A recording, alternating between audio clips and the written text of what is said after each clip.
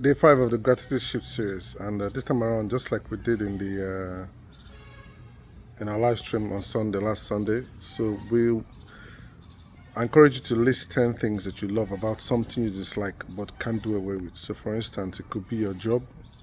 So I know it could be tough, but it pays. It pays your bills and it stretches your skills. So there could be it could be you guys are having difficulties and so with communication with your spouse. Whilst you might dislike the situation or whilst you might dislike what's going on, my encouragement would be that you say 10 things you love about your spouse, 10 things you love about. It could be your child or it could be your children. You find it difficult at this time in your parenting. Still find 10 things you love about that person, about whoever it is, and that will help to shift that issue, that your perspective about that issue, to a perspective of gratitude. So it's difficult. The whole idea of what we're trying to do is to help us not to fix our eyes on the situation, but instead be hopeful about the outcome that we desire.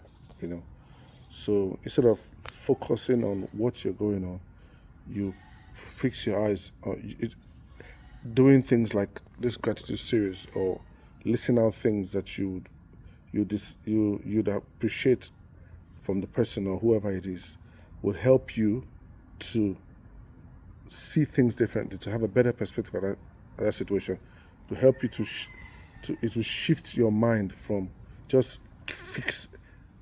being all about that situation.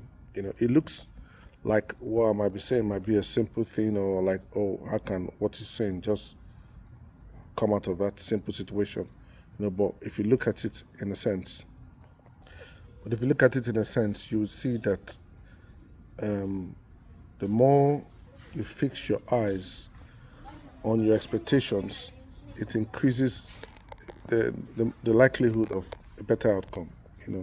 So it is once said that when just by expectations, this is a medical researcher, so that a fake drug was put in two patients with the same diagnosis or the same issue or same health challenge, and the right drug or a real drug was put in another patient, and a fake drug was put in another patient, or a dummy drug, if you want to say that, and they both got their healing.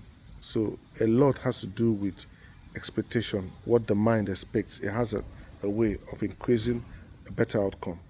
And again, like we discussed in our live stream, in the last live stream, there's empirical evidence that proves that the more one shows gratitude, it increases a better outcome of their health.